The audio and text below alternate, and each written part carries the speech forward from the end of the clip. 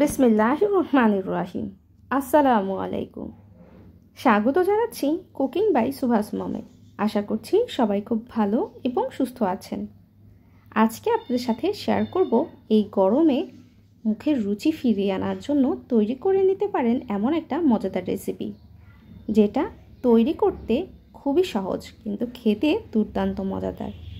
চলুন দেখে নেওয়া যাক এই রেসিপিটা কিভাবে শুরু করতে হবে।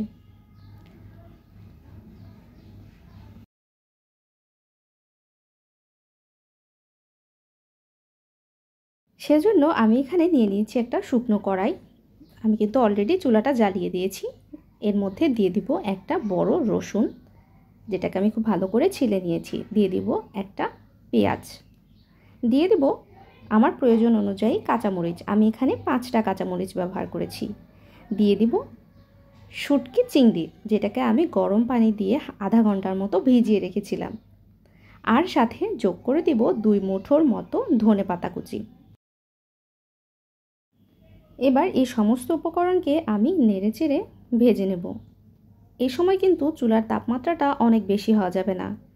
আর তাছাড়া মাটির যে কোনো পাত্রে কিন্তু তাপমাত্রা সবসময় একটু কমিয়ে রান্না করার চেষ্টা করবেন, অন্যথায় কিন্তু পাতিল ফেটে যেতে পারে। এভাবে আমি এটাকে মিনিট 10 মতো ভেজে নেব, অর্থাৎ খুব ভালো করে সেদ্ধ করে নেব। দেখুন আমার কিন্তু এটা প্রায় হয়ে এসেছে, তবুও আমি আরও কিছুক্ষণ ভেজে নেব। কিছুটা পানি উঠে গেছে। আমি কিন্তু এই পর্যায়ে কোনো রকম লবণ ব্যবহার করিনি অথবা তেলও ব্যবহার করিনি।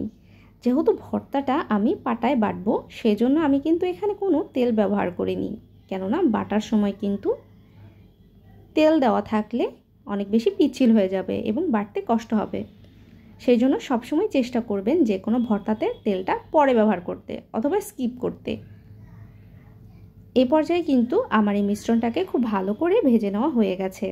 এবার আমি এটাকে উঠিয়ে নেব এবং একটা পাটাতে খুব ভালো করে বেটে নেব। আপনারা চাইলে মিক্সিতেও করে নিতে পারেন, তবে মিক্সিতে কিন্তু ভর্তা খেতে ভালো লাগে না। ভর্তার আসল স্বাদ পেতে হলে অবশ্যই সেটাকে পাটায় বেটে নিতে হবে। পাটায় বাটার আগে কিন্তু পাটাটাকে খুব ভালো করে পরিষ্কার করে সেটাকে মুছে নেবেন। পাটা যদি পানি পানি থাকে তাহলে কিন্তু ভর্তার সাথে সেই পানিটা মিক্সড হয়ে যায় এবং ভর্তাটা খেতে কিন্তু ভালো লাগে না। আপনারা চাইলে কিন্তু আমার এই ট্রিক্সটা একদিন ফলো করে দেখতে পারেন, অবশ্যই খুব ভালো একটা রেজাল্ট পাবেন। আমার সমস্ত কিছুই বাটা হয়ে গেছে। এই পর্যায়ে আমি মরিচগুলোকে সামান্য একটু লবণ দিয়ে বেটে নেব। মরিচের উপর একটু লবণ দিয়ে বাটলে মরিচটা ছেটেও না এবং খুব দ্রুতই খুব একটা ভালো ফিনিশিং দেয়। এবার ভর্তাটার সাথে মরিচটাকে আমি খুব ভালো করে মিশিয়ে আরও একবার বেটে নেব। দেখুন ঠিক এইভাবে সমস্ত ভর্তাটাই কিন্তু আমি 2বার বেটে নিয়েছি। আপনারা চাইলে একবারে ওইটাকে বেটে নিতে পারেন। আমার ভর্তাটা বেটে নেওয়া হয়ে গেছে। এই পর্যায়ে আমি এটাকে উঠিয়ে নেব।